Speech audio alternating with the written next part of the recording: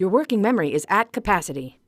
Prominent educational psychologist Dr. John Sweller helped demonstrate that working memory, the cognitive powerhouse dedicated to rapid perceptual and linguistic processing, has a limited capacity. After initial processing, all incoming information is either discarded or begins its journey to long-term memory. The cognitive load theory that emerged from Sweller's research provides us with insight into how we can improve learning outcomes.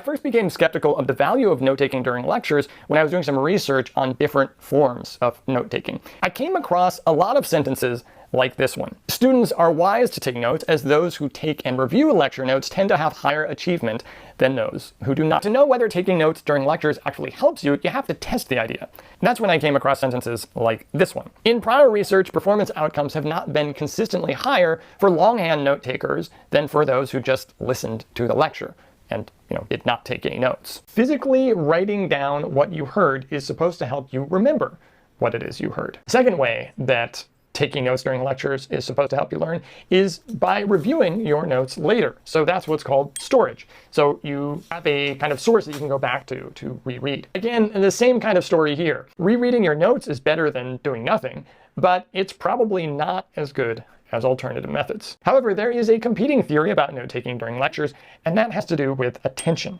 While you are writing down what the lecturer just said, the lecturer is continuing to speak. During that time, your attention is split. So you have to pay attention to what you're writing, and ideally, under the encoding hypothesis, you are summarizing and interpreting what the lecturer is saying. But at the same time, you also have to be listening for the new information that is being said. Generally speaking, splitting your attention this way is a bad idea. It's a bad idea in almost any context, and the consequence is that learning suffers. Verbatim notes are very bad. If you think about it for a second, verbatim notes actually do not correspond with any of these theories. Now, from the attention side, right, if you're taking verbatim notes, that means you have to write a ton, and you're essentially transcribing while the person is talking, and so you have to be writing extremely fast for that to even get down the notes. You've got to be missing something. So it's bad from the attention point of view. What about encoding? Encoding is about interpreting and understanding and synthesizing what's being said. So if you're writing verbatim notes, you're not doing that, so it doesn't really help you there. And finally, storage is kind of the same deal. If you are going back to reread your notes,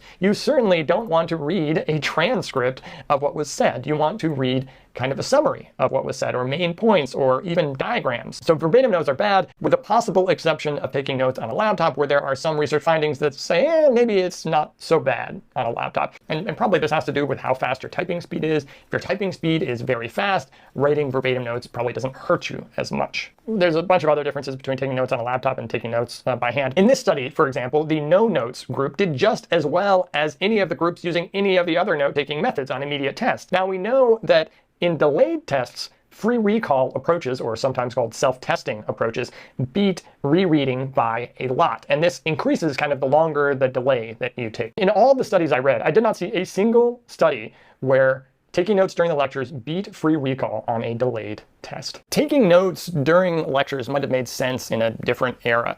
If the only source of information is coming from that teacher in that one moment, and you have no other way of accessing what that information might be, maybe it does make some sense to take notes, even recognizing that while you are taking notes, you're probably also missing some of the other information from the lecture. But in today's age, a lot of lecture-based courses are on widely accessible topics. So a lot of lectures are recorded, so you can go back to a recording. You can look at a lecture transcript in some cases. You obviously have your textbook, or maybe a friend's notes to compare with, or lecture outline notes that someone else has created, or pretty much all of the internet to figure out what you may have missed in this particular lecture. Keep in mind that by taking notes during the lecture, you're almost guaranteeing that you are going to miss something. You need to preview the lecture.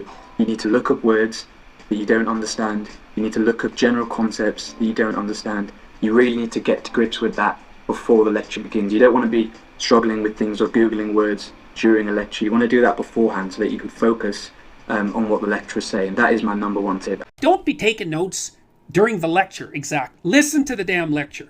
You can take notes afterwards, because what that does is force you to practice remembering. And then with regards to books, it's like, don't highlight, don't underline. Read a couple of paragraphs, close the book, think about it, write down what you're thinking, write down what you remember, but in the context of what you're thinking about, because that instantiates it into your memory and puts it at hand. Like, oh, okay, well, that's an interesting idea. How does it relate to all these other ideas that I know? But don't read a sentence and then write down that sentence. That's not helpful. You could read the sentence, close the book, and then reformulate the sentence so that now it's your sentence, man. Then you'll remember it. Then you'll understand it.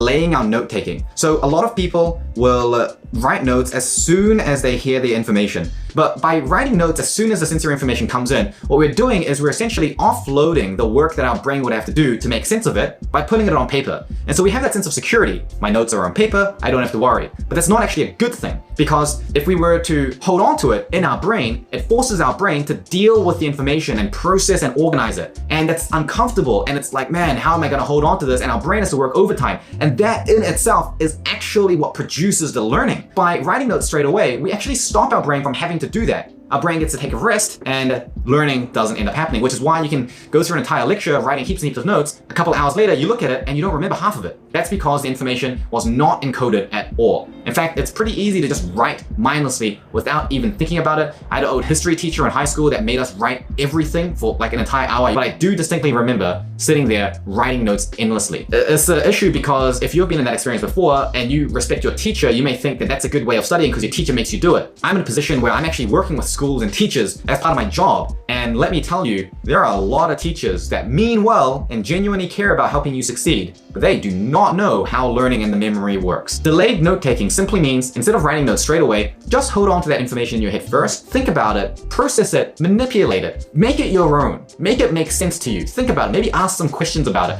and when you get to the feeling like that makes sense, then write the notes in your own words on there. It's a little different to paraphrasing because it is happening in our head.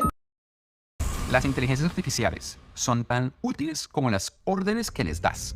Si tú no dominas un tema, no vas a poder pedirle a una inteligencia artificial que lo haga por ti ni podrás sacarle provecho. Es que son modelos de texto predictivo que a través de descripciones del lenguaje natural la logran convertir en código fuente. Eso es todo lo que hacen, pero no entienden un problema.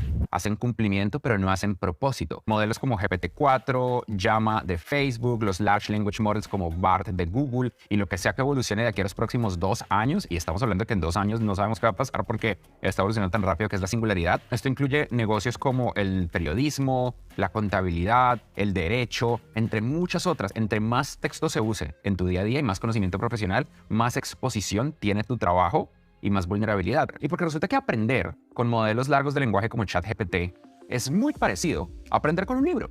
Exige leer, exige entender, exige curiosidad intelectual. O es como la gente que no entiende cómo hay estudiantes que le sacaron provecho a la universidad y otros no, porque algunos en la universidad realmente iban a las horas de oficina de los profesores, o buscaban a los tutores, o se reunían en la biblioteca a leer un libro, o simplemente entender algo donde el resto se la pasaba borracho. Porque resulta que la universidad por sí solo no enseña. Lo que enseña es el aprendizaje activo. Y eso es lo que pasa. La inmensa mayoría de personas no hace estas cosas, no leen. En particular en América Latina, de acuerdo a las pruebas PISA, somos la región del mundo, con la excepción de Argentina, que menos lee. No leen. No quieren aprender así. ¿Saben cómo quieren aprender? Quieren aprender con videos de TikTok de 30 segundos que no funcionan.